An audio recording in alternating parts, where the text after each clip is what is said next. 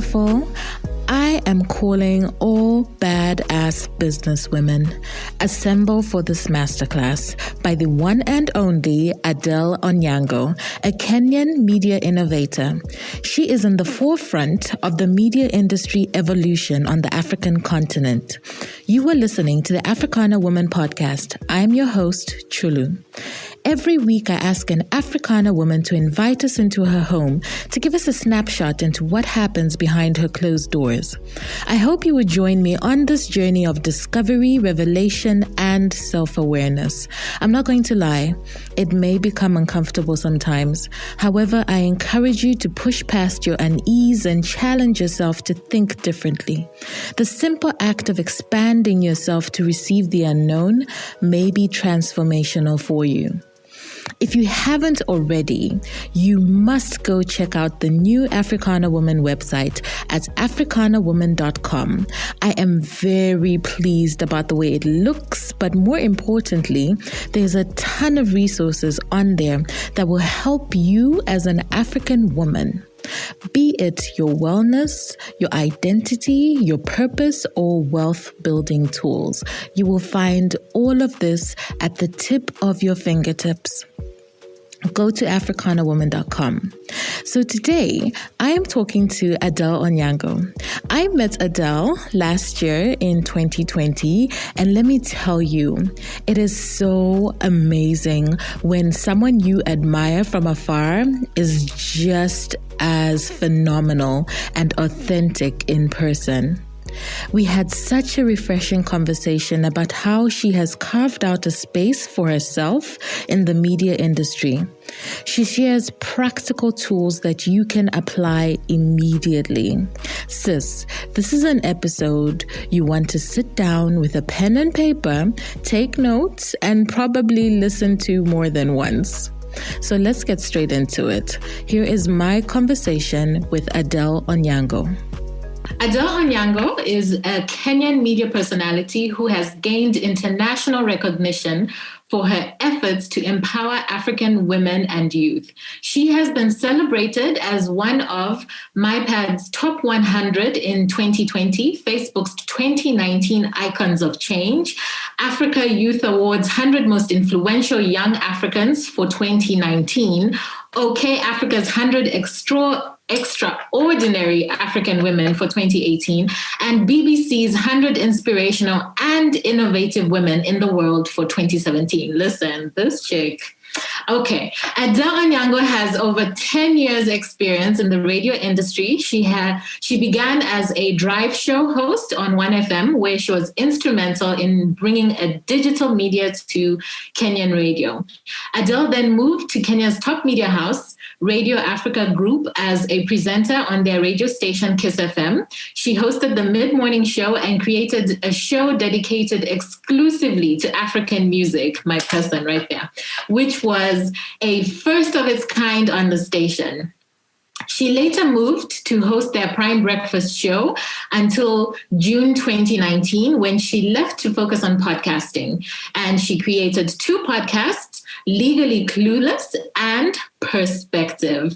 Listen, I am so excited that Adelle Onyango is on the Africana Woman Podcast. Mike, welcome. Thank you so much. I was cringing all through, just like, stop. No. We're not going to stop. We need to celebrate everything that you have accomplished. But I'll tell you what, I think one of the things that I really love about you is, I think, when people see you and think of you, the first thing they think is, oh, she's a media personality. But when I see you, I think this is a badass businesswoman. Like, she is on top of her game. She doesn't come to play. She is here for it all. Yes. When you look at all the things that you've achieved, on the outside, it looks like you've done it with so much grace and ease and everything comes simply for you.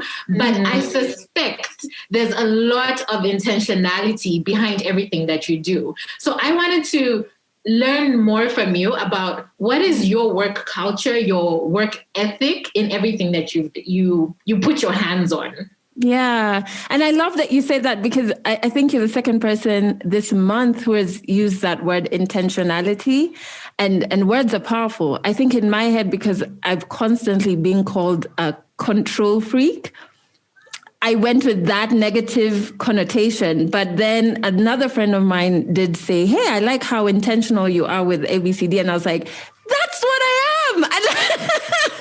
That is it. Exactly. No, not control freak. We're not taking that label. Yeah. Yeah. So I love when you say that word. I was just like, here it is again. Claim it. I love it. I love it. I think, when I look at the things that you've done, in your first year of your podcast, Legally Clueless, coming out, you had 388,000 downloads or streams. You've interviewed the president of your country more than once. And your podcast is the first East African show to be syndicated. I don't think that happens by chance. Like, there needs to be something behind that. And, and for me, who is all about entrepreneurship and business and things like that, I just think, I need to learn from you. What do you think are your, top 3 tips about, just making goals and actually achieving them? So the first thing I think that has always worked for me, and I know people talk about it and there's like Instagram pages dedicated towards it, is like literally having a vision board. That has worked so many wonders for me. And I think I've had one ever since maybe 2016. I used to have this huge whiteboard, and my sister reminds me of it because at the time we were all living together. I had a huge whiteboard on one side of my room, and it was written, every single thing that I wanted to achieve was written, almost like a spider kind of like diagram with like different legs linking to names or like people I wanted to do business with, organizations I wanted to partner with, things I wanted to create. I think at that time I was thinking about, in 2016, I was thinking about something that I launched in 2018. So I was like thinking about, I want to do fashion, but what would it look like? What would it stand for? And why would I be doing it? And how does it tie back to the main big circle, which stands for ABCD? So I started it then, and my sister reminds me of it because she then started doing it. And she was like, you're the only other person I'd seen doing it. And literally when we looked back, I now sold that particular whiteboard to get a smaller one because I moved to a smaller place. But when we looked back, I had achieved everything on it. So I think I'm a huge, maybe not getting a huge whiteboard, but even just your notebook or whatever, write down whatever it is that you want to achieve, no matter how small it looks or no matter how impossible it looks. Just write it down, have it out there. See, like in a place where, or in a book that you go to every so often, or a place that you pass every so often, because you might get different thoughts and think, actually, no, I don't want to do this. Let's erase this and change it to this. That I think is so important. I realized that even with my podcast, this past week is when it hit me. When I started my podcast, I said I wanted to be, so every year, that's the second thing, every year is to just have goals, both on a personal level. And I think going to therapy is where I learned this, because I didn't study business. I didn't study entrepreneurship. I did psychology and journalism. So from therapy, like when you're going through healing, you do set goals, and it feels so good when you like hit them. And even when you haven't hit them yet, it feels comfortable knowing, okay, we're working towards A and we're working towards B, and we're like 90 steps away from getting to B. So I learned that, and I bring that into every year in terms of podcasting and media business, in terms of like my initiative, and even just on a personal level, be it brand or actual, just how are you as Adele doing and what do we want to improve on this year? So in 2019, when I started my podcast, I said I wanted to be at the forefront of what new media would look like for Africans. And at the time when I was making that statement, Chulu, I didn't even know what it meant. Like, I I was just like, this podcasting thing, let's call it new media. See, I think that's what they're calling it in all of these conferences and things. I didn't understand the space, but I knew that it had the potential to be quite powerful for not only myself, not only African women, but like the entire continent, right? So I was like, I want to be at the forefront of that. I want to be able to show that it's working and it's a thing, an ecosystem, an industry. It's the new media. And so then now when I look back like this week, and just I was taking stock of, okay, what's kind of like the press things that we've done and the features and all of that. I was like, oh my God, it actually came to pass. In my head, I thought it would take 1 year because I was being over ambitious.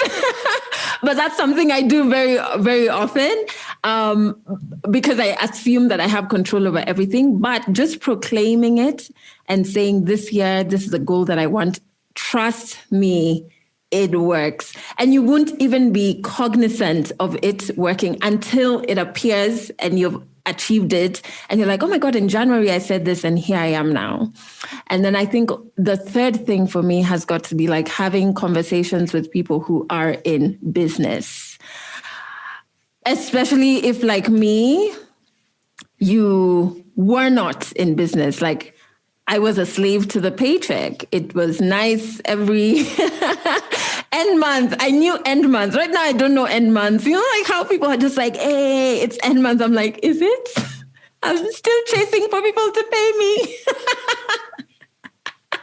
Mid-month, end month, this person still hasn't paid me. So that's the world that I came from. So I really didn't understand. I knew I do have business acumen and I can see like value pockets of things or whatever, but there's a whole back end of business that is intimidating to some people. But once you sit down and have a conversation with people who are in that field, then you start understanding that, oh, there's a method to the madness. There's formulas to certain things. There's efficient ways to run things. There's, I don't want to preach that people should avoid taxes or anything, but there's a way that you can ensure you're in a tax bracket that's more comfortable for your size of a business so that you're not paying the same taxes as like super huge organizations. So for me, it was like, when I knew that podcasting could be a viable business, I sat down with somebody who helps, I don't know what the word is, but he helps with operations for small sized businesses and more conventional businesses. So people who have shops or are in farming and things like that. I was I don't even know why he agreed to meet with me because I was like, alien. Exactly. So I sat down and talked to him. And I think it was a bit of a trick because I wasn't sure I needed his help. I was sure I could not afford him. That I knew. I knew this business of mine is by myself right now, right? And so I knew I couldn't afford him. But I was listening and I was asking questions because I was like, this is probably the only chance I have because the next one he's going to ask me, so are you signing on? And I don't have the money to sign on. So I sat down with him. I had a conversation with a friend who is in farming. Like his business is just farming, tomatoes, potatoes. But I learned that it's such an interesting group of business people to talk to, those who are like farming and things around food, because also their products are perishable. So they do not have the room for error that other businesses have, because sour, you will grow the potatoes or whatever, and then you have a window to make sure these things sell. And so it was so interesting to learn the tips and tricks that he had in making sure that his business runs efficiently, because he could not afford for it not to. And then the last person is my partner, who he works in like gases. So again, none of these people are in media. None of them even listens to my podcast to begin with, you know, but it was just understanding. And so my partner really helped me in terms of understanding costs and just the tricks that advertisers would pull to get you to do more for less. And so you have to be a step ahead and understand the psychology of selling. So you could sell the same thing, but the words that you use and the way that you bundle what you're selling is more attractive in a certain way, right? And you have to also, the art of negotiation, it really helped me a lot with that. And I think also it's because, well, I could go on and on about African women for a while, but I feel like as women, we've been conditioned to reduce ourselves. So even in negotiating, you're like, is this the right amount? I feel like I should be thankful they want to do business with me. No, sis, you've got value. They're gaining, all right? So he just taught me how to cost everything, like write down absolutely everything that it takes for you to get your product out there. Even the things that you enjoy that you forget to cost everything. And then those are your running costs, right? So by the time you're going to, and don't forget also the taxes that you pay on certain things. So by the time you're quoting an amount, please have it in your head. How much is it? Not only is it exciting that you're getting advertising, because at the beginning you're just like, money is coming in. But it's like, are we really running efficiently? Because so those are the three things. It's just like have a general vision board, then yearly have your goals, and then speak to people who are also in business. Yeah. Love it. Thank you so much. That was so, so valuable. I think one of the things that, came up when you were speaking is I love your website because your website systematically, just on the first page, it shows this is what Adele has achieved and achieved and achieved. And again, when you're talking about how African women perceive themselves and, are kind of made to feel like, no, you should be humble, like, so when you the way you've done it so beautifully is, this is what I've achieved. This is what I've achieved. It's not boasting. It's just putting yourself out there so that people can see your value. I don't know if you can say a bit more about that. Because I really do feel like we as African women have this thing where we say chefia, like we put ourselves down, Chefia. Did you say chefia? Yeah. Don't chefia yourself. No, but I think it is a thing. Because even to date, it's if somebody compliments you, or if you, let's say if it's your social media, because as much as, yes, my social media is my life, it's also an extension of my CV, right? So I have to put up the work I'm working on, put up if there's a win, because there are potential partners who are on there. And every time, even to date, like if I post something, it takes me normally like a day to thank people in the comments, because I'm normally just like, stop. Don't, like, just leave it.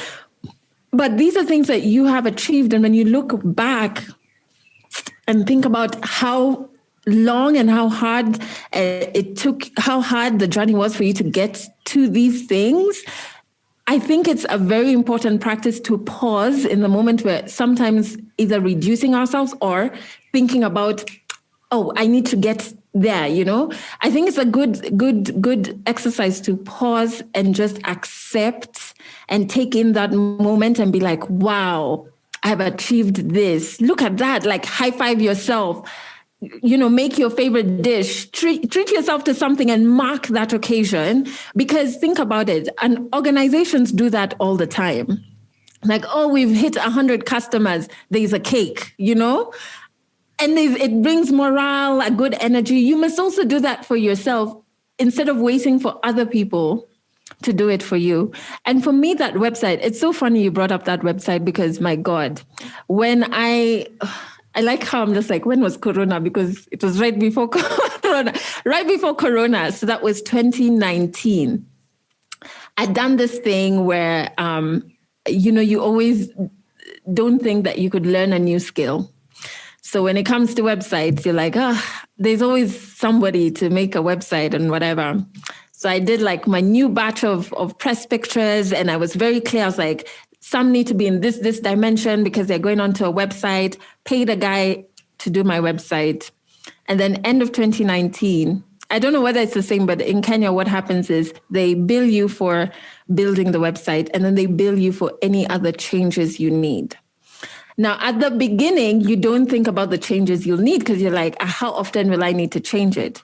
But you forget this is a digital world, and you're doing things almost on a weekly basis. You will need to keep updating things, right? You will need to keep changing the photos. Your bio will have to change. Things will need to change. And it's not efficient to have to pay somebody for each and every small change. Anyway, I had this person, got them on to do this, to change something. They ended up messing up the website, reducing it to like where it was before it was like revamped. And then I was like, and then the quotes I was getting, I was like, this is actually ridiculous. I was like, if I can learn a language online, I can learn so many things online. Surely there must be a way to make this website by myself. So as soon as Corona hit in Kenya, we got our first case March 2020, and then we went into lockdown soon afterwards. My first 2 weeks of lockdown were spent rebuilding my website. And I had so much fun that I built it twice. Like the first one, I sat with it. I was just like, I'm not feeling this template, change it around. And so I built my website myself. And then when talking to other soul entrepreneurs, especially women, I learned that this is a thing that we do. And they're like, yeah, even I built mine. Some would be like, which website did you use? And on the outside looking in, someone might think there's a team, as you said at the beginning, and everything is running so easily. No, you have to do the glam part, yes, which is fantastic. It's great. You've knocked your goals, you're celebrating wins. But the admin stuff that is really holding up your business in different ways, you also have to learn that. And you have to commit, make the time to learn it, to understand it. So that when you do onboard someone, no one is going to take you for a ride, because you'll know exactly what you want your website to look like. You'll know exactly, even if you're doing a photo shoot, you'll know the dimensions of what you need. I need a photo that, like, are you sure you're going to, you'll be able to ask certain questions so that you get exactly what you want. And for me, it was so interesting you brought up the website, because I was like, actually, I did that myself. And so now I update it myself. I don't have to pay someone. That's awesome. I think I talked to so many women that, don't like their jobs or whatever. And, they've got this thing that they really, really want to do, but then they have a fear of putting themselves out there. Because even if you're starting small, right, usually one of the first places we go to tell people about what we're doing is social media, right? Because that's the free, easy place to go to. But I think a lot of people hold back because, I'll talk about African women anyway, a lot of African women hold back because there is fear of, I think, rejection. But then there's also fear of Black Twitter, aka cyberbullying. Mm-hmm. And I know this is something that you have experienced yourself. So I just wanted to hear from you what advice you have to women who are scared to put themselves out there. Yeah, that is so true. And I've actually never been asked that question in those, like connecting the fear of starting something new and the actual potential bullying that may come once you're like, hey, I'm doing this and all of that. I think I hate to say that I have a tough skin, because I feel like humans, we shouldn't make the world a place where people have to grow tough skins. Like, why? We have the skin that we have, just be a decent human being, But I do recognize that I've dealt with cyberbullying for much longer than somebody, let's say, in another industry. Because with media, you say one thing on air, one person and their 10 relatives have come for you. And especially if you're like a feminist like me, at a time where, like, I don't know, people think that term is an insult. So you say anything that's pro-women and it's just like, you're a feminist. I'm like, yes. That is correct. Yeah. I know, it's like, so. Exactly. And so I have dealt with really bad cyberbullying. And there have been moments where I remember there was one moment that I was bullied courtesy of a Kenyan musician who just basically went on air and said a lot of lies about me. And then, which were to the tune of, I'm I'm only providing this context. I never like giving that thing, but I need to provide context because then it explains why people came for me. And he basically said that I refused to go out with him because I'm a lesbian. And I was just like, so one, I do not believe that's an insult. So I was just like, you're incorrect, but also if you're trying to insult me, sir, I don't know. That's not an insult. But if in a country that is, or so many people purport to be like staunch religious people and are so silent when there's like corruption or whatever, but they deem somebody choosing who they love, you know, and or not even choosing, just loving who they love, right? To be so wrong. What ended up happening is I was cyberbullied the entire day. Truly, it was 24 hours. I couldn't even tweet about my show. Like when I was in studio, I'd tweet about the songs I'm playing. I couldn't because all the tweets that were coming in were just like, oh, you're going to hell. You're a prostitute. It was just out of this world. And I remember that day, I was just like, what industry is this I got myself into? Like, what was I thinking? And it really toughened me up. But that day, it almost broke me. And there've been like maybe 2 other situations where it almost broke me. But one thing that I always do is, one, I have such a good support system made up of all of 5 people. But I make it seem like we're like 30 of us, but not really. We're just like 5. Are we 5? 1, 2, 3, 4. Yeah, about 5, 6 people, right? And they will completely block out that world for me. They will like move in. I don't even need to like call and say this is happening. Obviously they'll see it or whatever, but they move in. It's so hectic. Like to date, my elder sister, she fights battles for me online that I only realize are happening because I'll see her comments and I'll be like, who is Anna fighting with? And when I look, I'm like, oh, it's somebody insulting me. All right, I guess that's handled. So I don't even need to like talk anymore.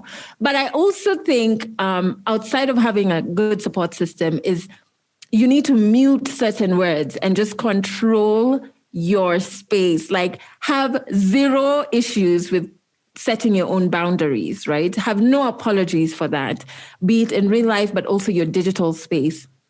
If your work requires you to be online. So mute certain words. So like, if you call me a toxic feminist, chances are I won't see it because that word is muted. There's certain words that I just mute. And nowadays, especially with Twitter, they've made it such that you just highlight the word, like just highlight it on your phone or whatever. And at the drop down that comes up with like cut, copy, paste, mute is also there. So literally you can mute that word. You will never see that word ever, even if somebody is using it in a positive way, I'm sorry, but I don't like that word. I don't want to see it. So take charge of your space and just make no apologies for that. I think sometimes it can be hard, especially when you're thinking about businesses. And like for me, people will always say, but your following are the ones who made you. And I have issues with that analogy. I really do have issues with it because it opens the gate to a lot of entitlement that can be very toxic. We're all decent human beings, right? So it's not about who's made who. It's treating each other with like empathy, respect, kindness, and all of those things. And if you don't do that in my space, then that is not the type of support I want. Whether you were singing my praises every morning from your rooftop, I'm sorry, you are not the support that I want. And so you get blocked immediately. So nowadays, before even I interact with an insult or cyberbullying, because there are days when you have like a really sweet clap back, you're ready to like dish it out. Before that, I'm just like, oh, block. And I've muted so many words that I never know when somebody is attacking me unless it's like people in the comments. Then I'm like, Connie, what's been said? I can't relate. But yeah, those things can really hold you back. they feed into your fear. But if you know exactly why you're doing what you're doing, you're the only person who needs to understand your goals. Like nobody else needs to understand them. The person who needs to understand them, because you're the one who's on ground, who's trying to make them reality. You're the one who needs to understand it. And if nobody else does, hey, that's all right as well. But it shouldn't be a reflection on, oh, this is not a good goal then, or it's definitely doomed to failure. No. You are the most important person who needs to understand the goal. That's just it. Wow. That is, yeah, I've actually never heard of muting. Like, I will have to go and look for that and mute a couple of words. You can mute words and accounts. In case you don't want to block someone, you can mute them. Even on Instagram, you can choose to block someone or just mute their posts and their stories altogether. Yeah. So true. Okay, so when I was doing my research on you, I watched some interviews as far back as like 2013. Oh, and let me tell you, sis, I watched one particular one and you look tired. Like, you just look tired. And then from the time that I've met you, right, I know you're like this bubbly person. The only way that I can explain is like your pictures and everything, you're like, right now, you're glowing. So I would love to know what was happening then and what's happening now. Because clearly, that's two different people. What was the... Which interview was that? Do you remember the station? I think it was a Nigerian something, and there wasn't really somebody else talking to you. They were giving you flash questions, and you were just like answering them. But like, since you're like chances.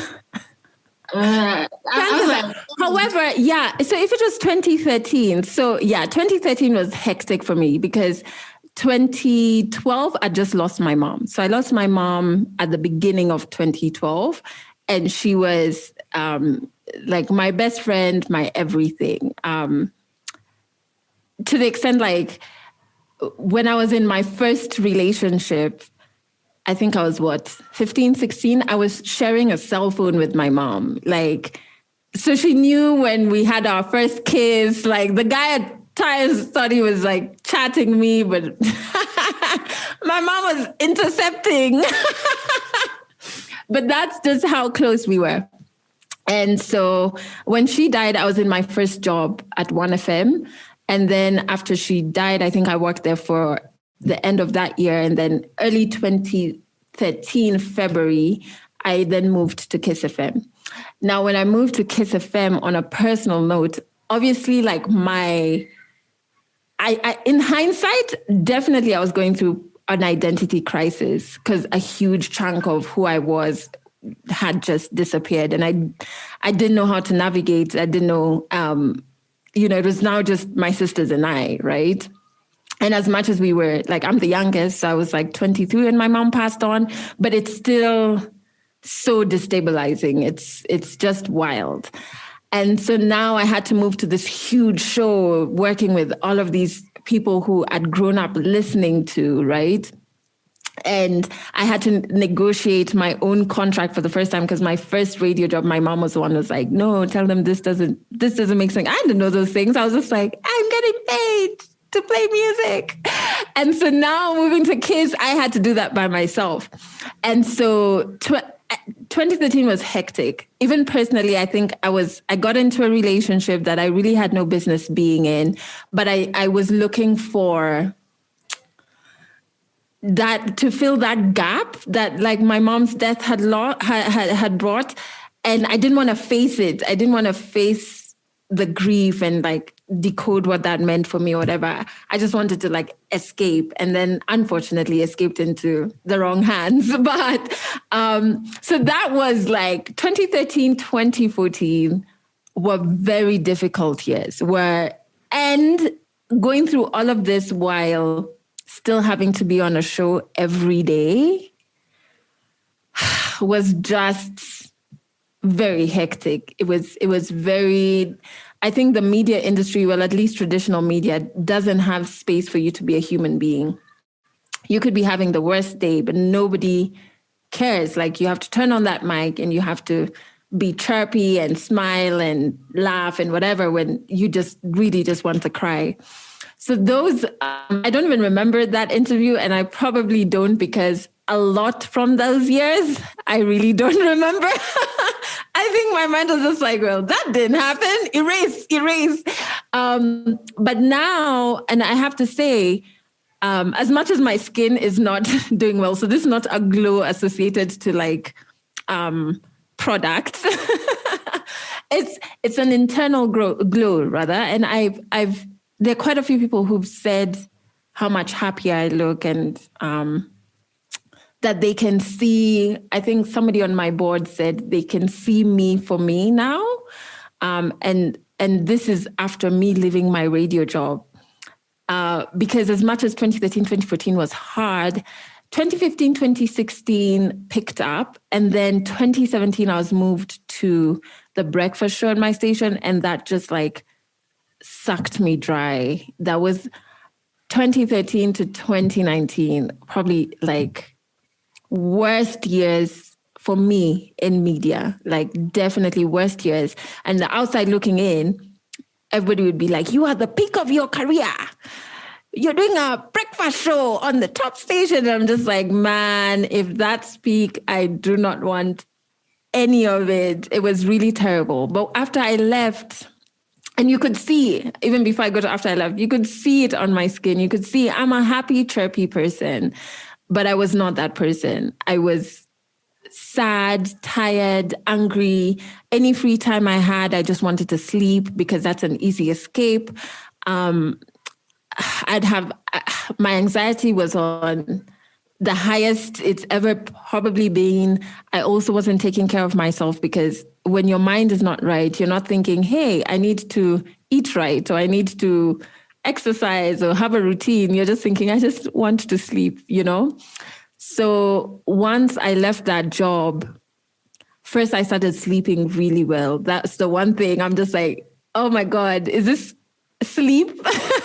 I was on sleep light. This is like sleep premium. And now doing what I love and finding my voice and being able to say no even to some interviews and just feeling good about it. Probably then I was just like, I have to do it. I have to get my brand out there. I was told, you know, but now I'm just like, actually, I don't have to do anything that I don't feel like doing. I'm running things on my own terms and I'm doing things that are making me happy. Maybe there are times I'm not, like right now, if I feel like I'm not mentally there to be able to do an interview or do a meeting, whatever, I've gotten to the point where I can say, hey, we need to change this to this day, or I'm sorry, I'm not available for that. Perhaps I can refer you to somebody else to do that. I've gotten to that point, but man, back then, Chulu, I was at my lowest career-wise. Definitely my lowest career-wise, yeah. Although on the outside, it was like the best. Yeah, right? Yeah. I mean, when you talk about traditional radio, traditional media, there's, you know, like this stereotypical, I think an image of women. It's like pretty dolls, don't really have much of an opinion or something. I don't know. But, you know, with you doing, going solo and going, you know, in this alternative route, this new media that we're calling podcasting, just tell us about what is your definition or what has it been like discovering your identity? Because, you know, you said that you felt like you had lost your identity a little, especially when your mom had passed on. But, you know, what has that been like in terms of finding your identity? Yeah, I mean, I definitely agree with you. With traditional media, there's like a stereotype. A woman has to look a certain way. If it's, I remember my first photo shoot for the first radio station that I worked at. And they had like these super dope hoodies. And I was like, oh, am I going to wear that? Because they were by a top Kenyan designer at the time. And they were very like Kenyan flag and funky and whatever. And I was so excited. I thought I was going to wear those. And they were like, no, those are for the men. And then the women were like in this ripped things that showed more skin than fabric, and they were going to be on billboards. And at that time, I was living in my mother's house. I was just like, yeah, this is not happening, guys. So there was already those stereotypes that I didn't fit into. And for me, what was very strange is that I'd never had the way I was brought up. We defined those things for ourselves, things like success, things like beauty. And so in my world, I was like, I'm so beautiful. And then you get into media and it's like, sis, you're really not. You know, there are these encounters you have that try and say you're not fitting into this definition of beauty, therefore you are not, you know? And that coupled with then losing this major voice in my life, that was my mom, and also recovering from rape. There was a lot to kind of reconstruct. There was so much to reconstruct, but I'm very thankful that I've been in therapy for the longest time.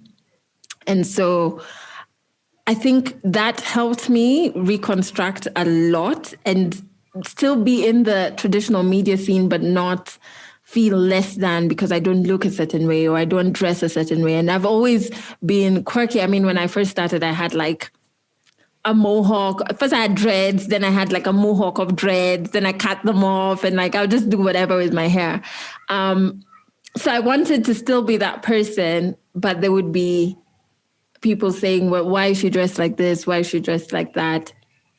But therapy really did help me because by the time I was leaving my job, I still had to do a lot of work on identity, not on a physical, not in a physical space and like how I look like and beauty, but more on what do I define success as? Because I think we are conditioned to go to school, go to high school, go to uni, get a job, then you work at this job and you save, and then you are retrenched or you resign, and then you go into farming, right? And somewhere along there, you're meant to get married and have a couple of kids. That's like the trajectory of what success looks like for an African woman.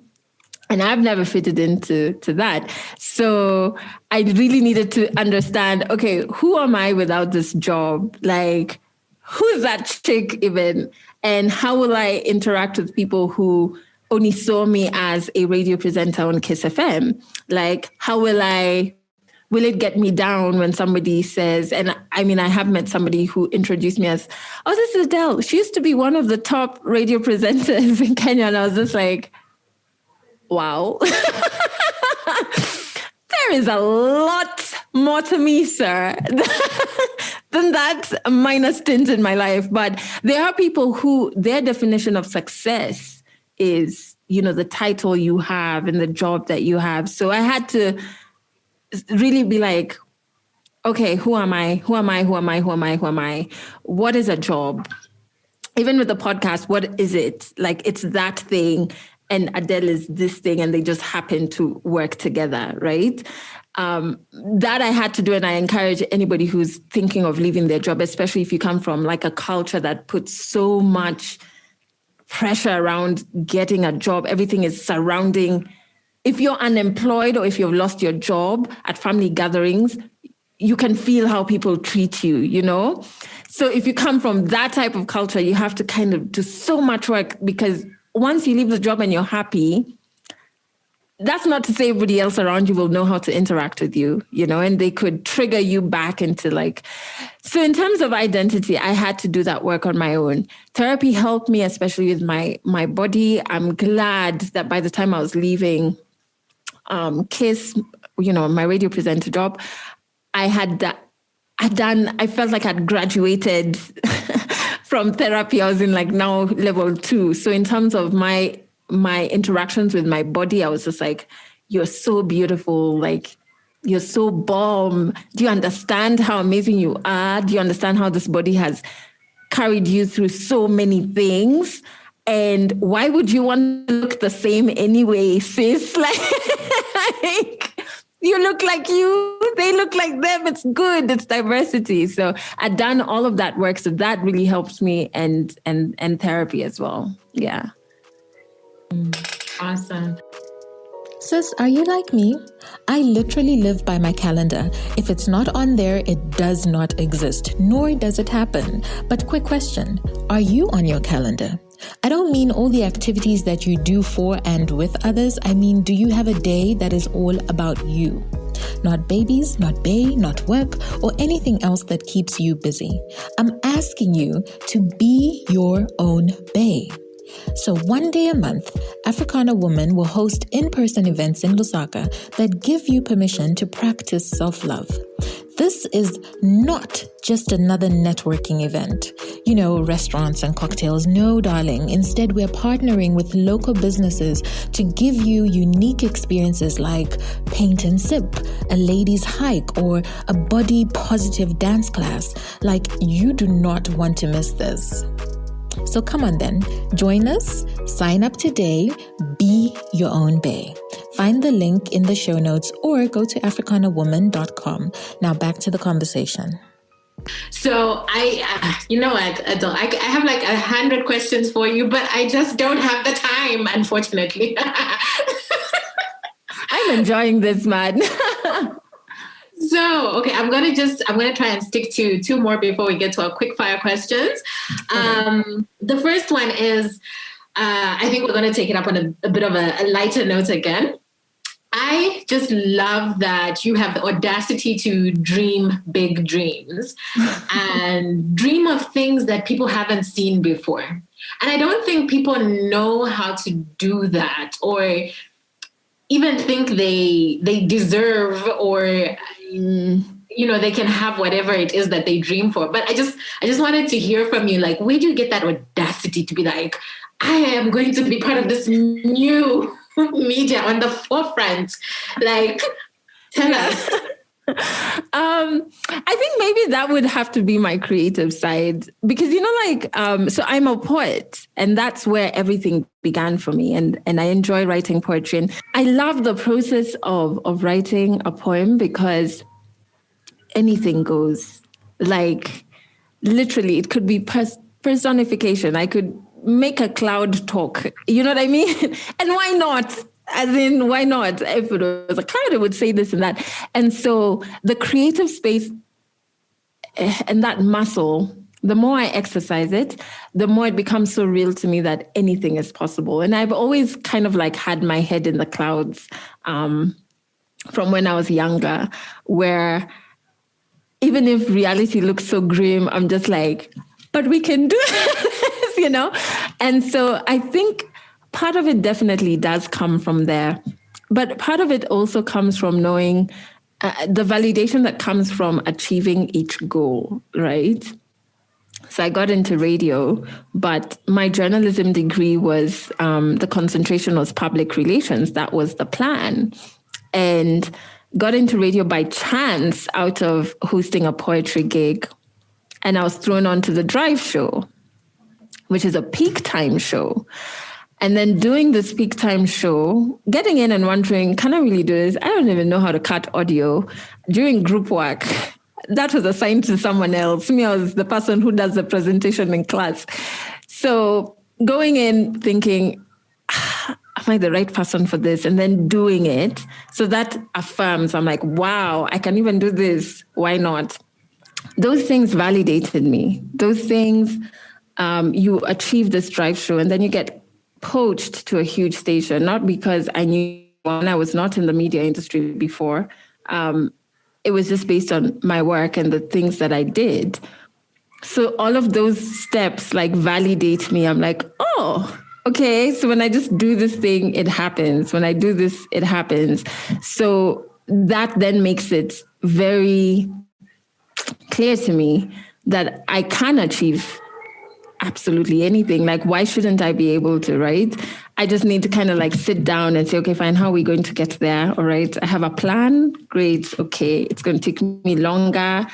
I don't have Beyonce budget, but we're going to get there. You know what I mean? So for me, it's just the audacity comes from tried and tested and it works and I can actually achieve it. Yeah.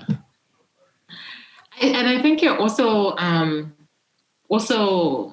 let's say, I don't know if it's patient or I don't know if it's resilience, because I mean, you, for example, wanting a syndication, a show which is syndicated, that dream started in 2014 and then became a reality, 5-6 years later. But some people will just be like, it hasn't worked yet. I tried this 1 month. I'm done. But so true. Sticking with it, I think, is so important as well.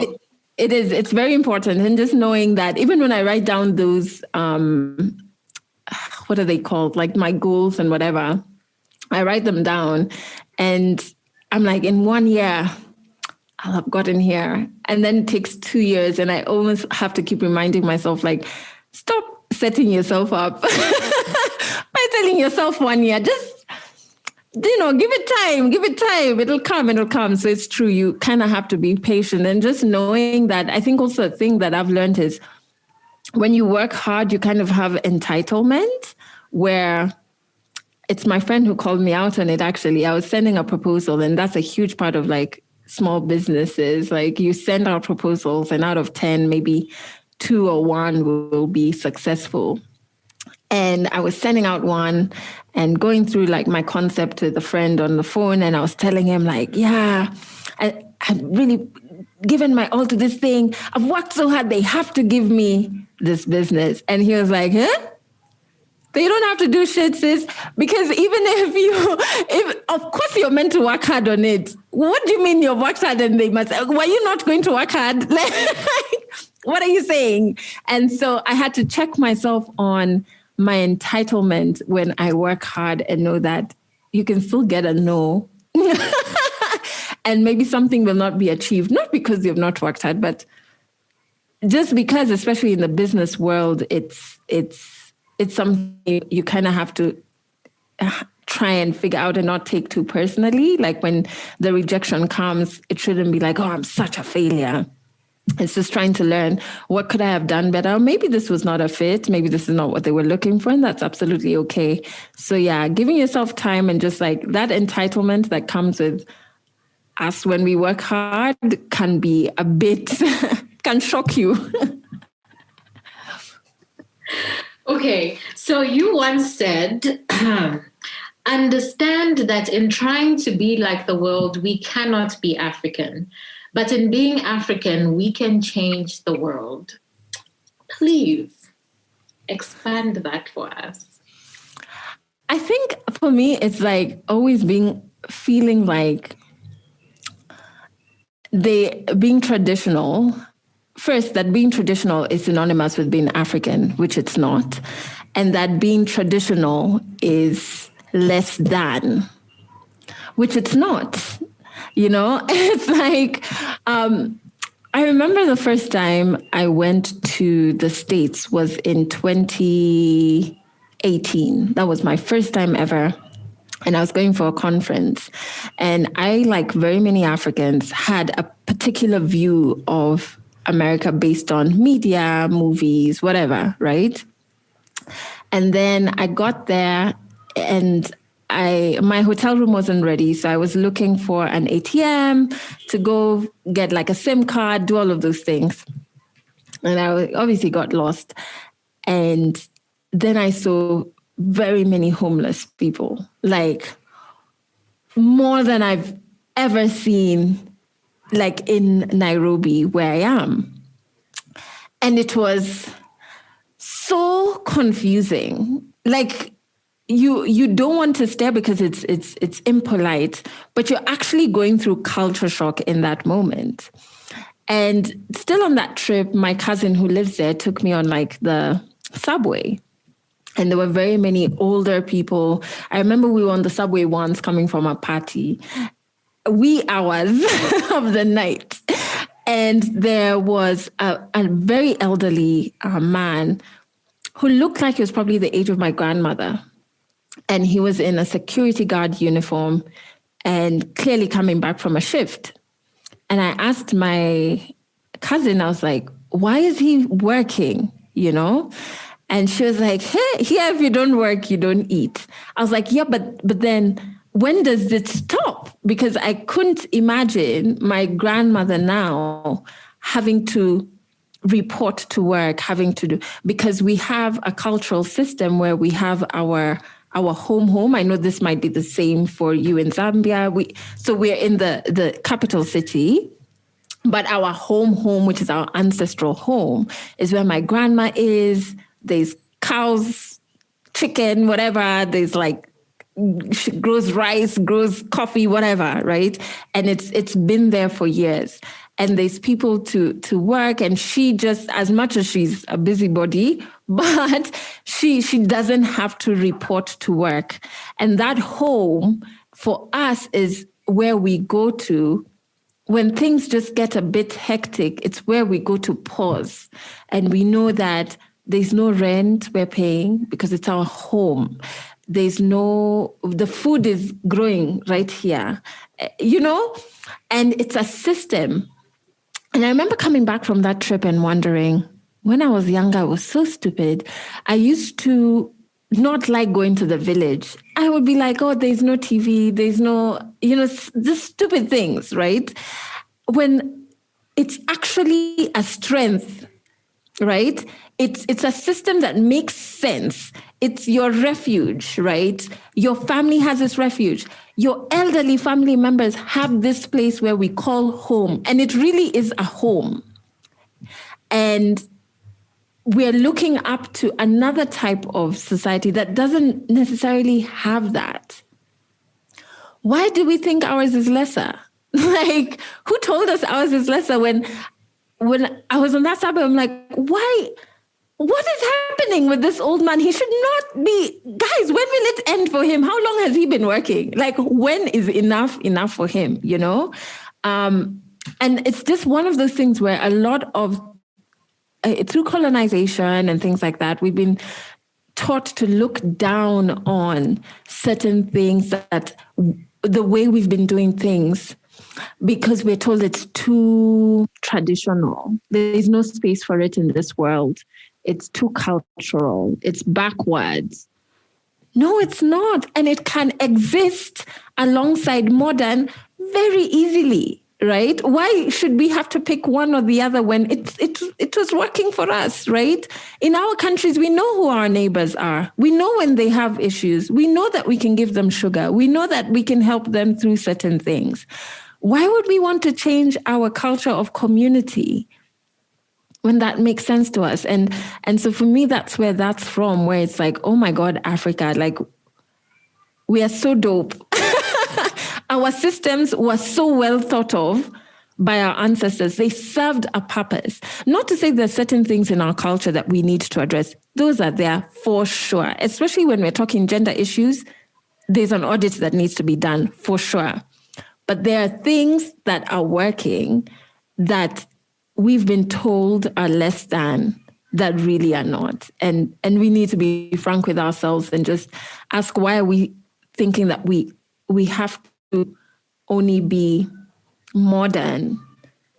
Like, why have we decided that it's either or? And that how we were doing things, it doesn't make sense. Now we've taken this other one that was brought to us by oppressors, right? So for me, that's where that's coming, where it's like really to just evaluate what works, what doesn't, and why you're choosing this route over the other. Thank you. Thank you for validating us. Africa, we are dope. I hope you heard that. We are dope, guys. Okay.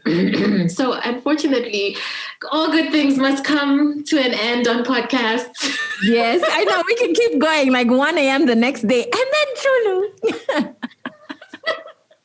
So on the Africana Woman podcast, we have this little saying that says, know your roots, grow your purpose. And I've got four questions for you.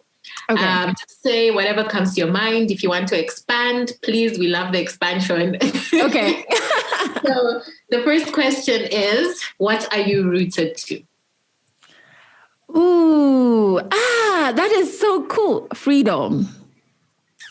I am rooted to freedom.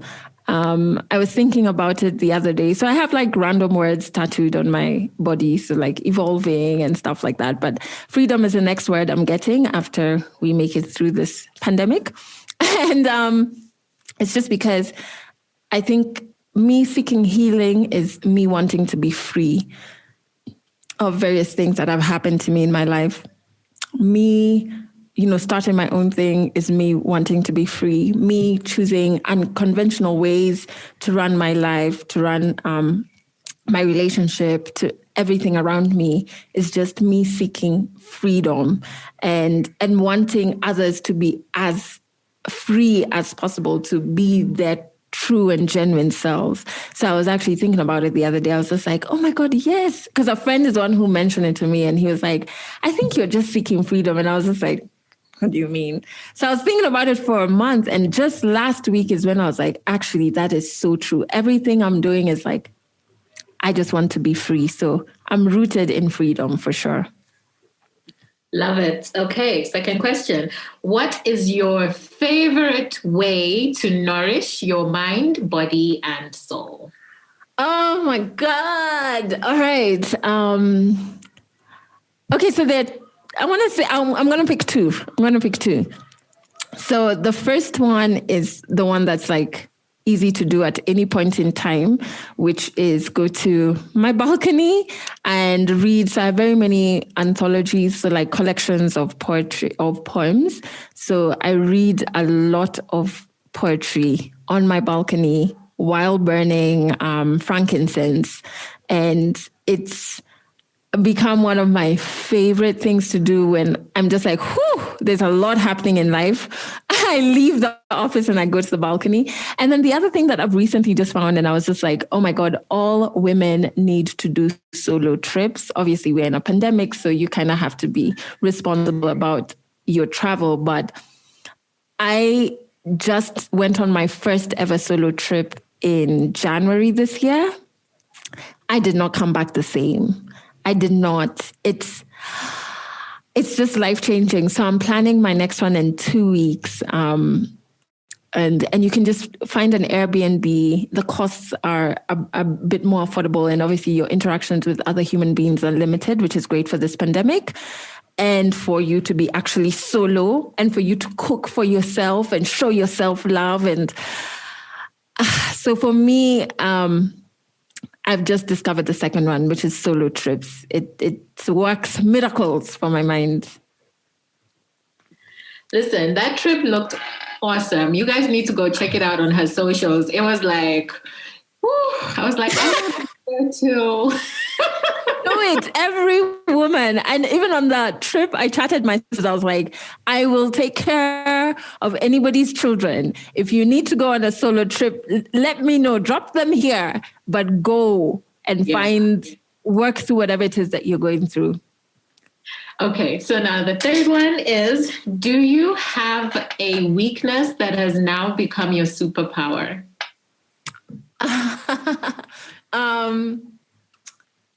I don't know, because people say it's a weakness, but I'm not really sure because I'm comfortable with it. And, and I think it's linked to the whole intentionality thing where I'm not, like how people on CVs write, I'm a good team player. I'm really not. I'm really not. And I'm not trying to, I like things in a certain way. And it's in such a specific way that it's easier for me to just do it myself, because trying to tell somebody else to do it will just result in failure. So I'm like, I'll do it myself. I'll find an efficient way to do this thing by myself, and it'll come out exactly how I want to, which has good in it. Yes, I will be tired, which is a negative side of it.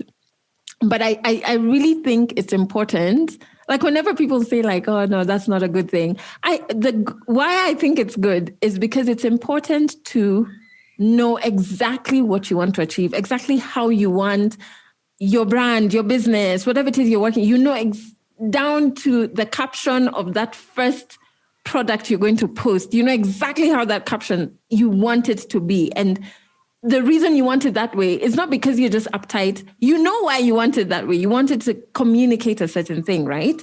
So for me, I'm like, it's important to do that because I've been in spaces like when I had management or when I was employed, where there's so many voices that are telling you how you're thinking doesn't make sense. Don't do it like this, do it like that. So to finally have my voice being the dominant voice, I'm like, I want to soak this up, you know?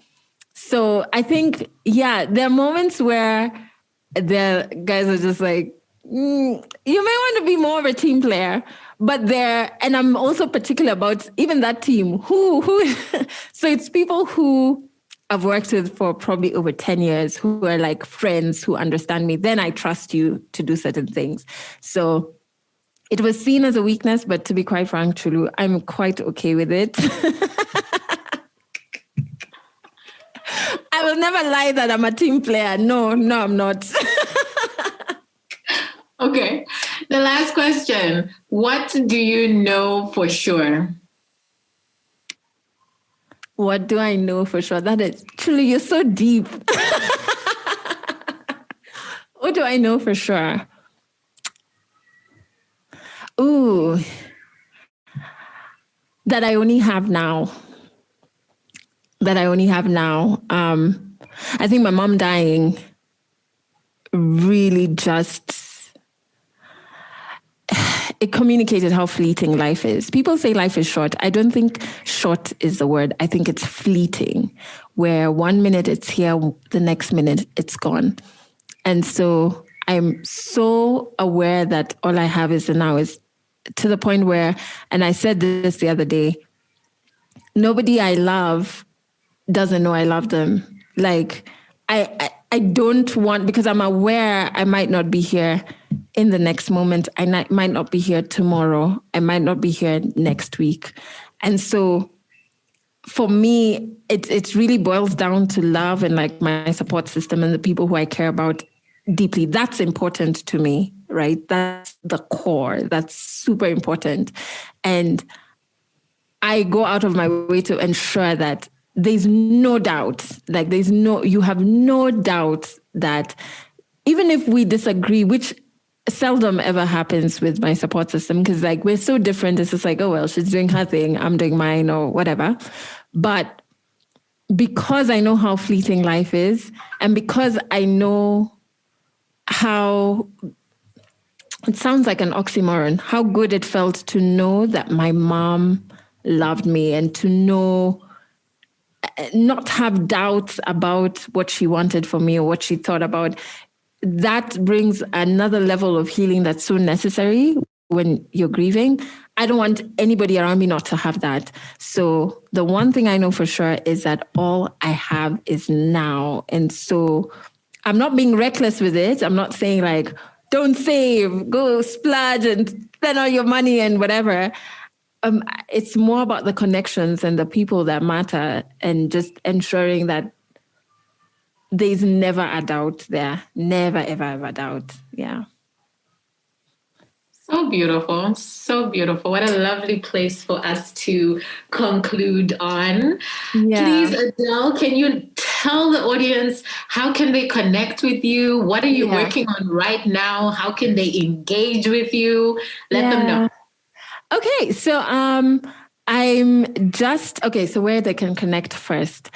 Obviously, there's my website, which is adeleonyango.com. And then on Instagram, I'm at Adele Onyango, Twitter, Adele O, Facebook, Adele Onyango. And they're the verified pages because I realized that they were actually some other strange pages selling strange businesses, but hey, people are hustling. So on social media, you can find me on those platforms. And then my podcast, which is Legally Clueless, on those platforms, there's links to Legally Clueless, and it has new audio episodes out every Monday. And so what I am working on right now, like stressing about actually before I jumped on this interview, is our video series for the podcast launches on Friday, which is the 9th of April. So I'm so excited about that. Very nervous. So we launched that on the 9th, and I'll share with Chulu the link to the YouTube page for the podcast. I had postponed opening it because I was just like, if I open it, it means it's happening. But then I did so yesterday. And so that's one thing that I'm working on that's really exciting for me, because it means like the podcast is growing. It's adding this new arc that now I have to ensure that I'm consistent weekly audio episodes and weekly video episodes. So that's the new challenge that I'm excited and nervous about. And then I'm hopefully, with how COVID is moving wildly, going to be launching a book that I co-authored with my very good friend. Her name is Lanjio Uko. She is a fantastic Kenyan woman in the legal space, very passionate about ending sexual violence. She has been able to connect so many survivors to like pro bono legal services. She's always there to just like lend a hand, call out nonsense online, show where the loopholes in the legal system are when it comes to serving survivors. So we have been working on this book. It's done. We're meant to launch in June, and it's basically diary entries of survivors, people working in the healthcare system, justice system, support systems of survivors from 1902 to present day in the East African region. So it's diary entries from all of these people. And it just, there's never been such an extensive deep dive into the issue. And for me, it was so much of a learning curve to understand, like, before colonialism, rape and different forms of sexual violence were something women battled. Colonization happened. Women were still suffering during this time, and not just in our region, say the Kenyan, Ugandan, Tanzanian, Rwandan women, but also Indian women who came to this region were also going through them as they were selling spices. This was also happening. And it's just part of our history that has been erased. And so people seem like, oh, this is such a big problem that we're dealing with now. And it's, no, bro. Like, we've been dealing with this for a minute. So the book actually has diary entries, and we're going to be launching it in June. So I'm really super excited about that. Those are the two major things that I want to share that I'm working on for this year. Thank you. Thank you so much. This has been so filling. Like, you've poured so much into us and shared so much knowledge and wisdom. I have thoroughly enjoyed it. And the only thing, I don't know what else to do, but just say thank you. Thanks for having me, Trulu. This is so beautiful. And I just have to say, the work that you're doing is so necessary. I read your blog earlier today. So powerful. Most recent blog, well, as per this recording. And I feel like you're not cognizant, which is a good thing, of the powerful things that you're doing. It's just oozing out of you, and how you're connecting African women in the podcasting space, how you're connecting and creating a community for women who are in entrepreneurship, who are trying to find themselves. And these spaces are so necessary, and it takes a lot to create those spaces. It's not easy to run them or create them. So it might come so easily and seamlessly for you, like you're just doing it.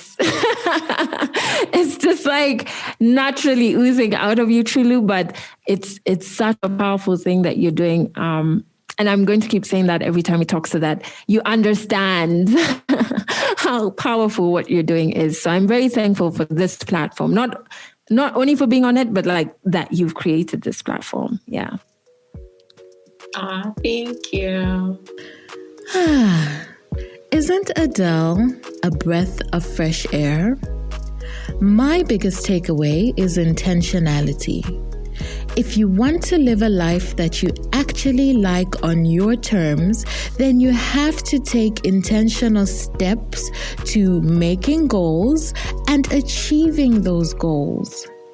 If you want to have peace of mind, you have to be intentional about your healing.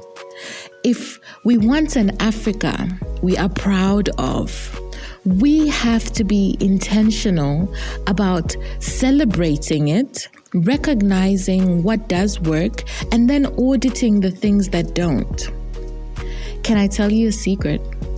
That was not the full interview. I know. We have additional scenes available on the Africana Woman YouTube channel. Head on over to check out Adele talking about navigating trauma as a couple and intentional healing. I know many women who have been through trauma don't know how to navigate their healing process with their partners. And Adele shares some wonderful tips. Again, this is exclusively on the Africana Woman YouTube channel. Please find Adele on social media at Adelle Onyango and tell her you heard her on the Africana Woman podcast. Thank you, my darling, for making us part of your day and listening in. I truly appreciate you. If you liked this episode, please share it with a friend. Don't keep it to yourself. Share it with somebody. You can also find me on Instagram at Chulu by Design. Say hello. I always respond. Until next week, I want you to remember, know your roots, grow your purpose. This has been a production of Ulendo Creative Media. You can find out more about their services on www.ulendocreative.com.